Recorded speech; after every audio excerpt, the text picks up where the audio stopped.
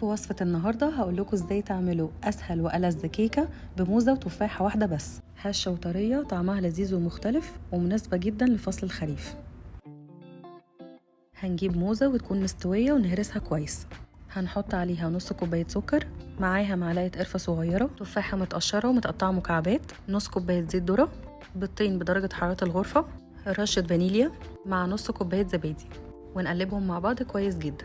كوباية ونص من الدقيق الأبيض المنخول، معلقة كبيرة نشا ومعلقة كبيرة حليب بودرة ورشة ملح، نص معلقة صغيرة بيكنج باودر، نص معلقة صغيرة بيكنج صودا، ونقلبهم كويس جدا مع بعض لغاية ما يكون قوام الخليط بتاعنا بالشكل ده. وعلشان أضمن إن الكيك ما تلزقش في الصينية دهنتها زيت ورشتها دقيق قبل ما أحط الخليط فيها. وفي إضافة عملتها خلت طعم الكيكة خطير، زبدة سايحة عليها سكر وقرفة وكاكاو، وهوزعها على وش الكيك بالشكل ده. بعد كده ادخل الصينيه فرن مسخن قبل كده على درجه حراره 180 لمده تقريبا 40 دقيقه، وده شكلها بعد ما طلعت من الفرن. ريحه الميكس بين القرفه والتفاح والموز تجنن، ممكن تقدموها وهي دافيه جنب كوبايه شاي او قهوه، هيبقى طعمها تحفه. وده الميكس المفضل بالنسبه لي مع ايس كريم فانيليا او كراميل، وخصوصا لو عاملاه في البيت وعليهم شويه مكسرات. واكتبوا لي في الكومنتس لو حابين تعرفوا طريقه عمل الايس كريم في البيت، ولو حبيتوا الوصفه يا ريت تعملوا لها لايك وشير.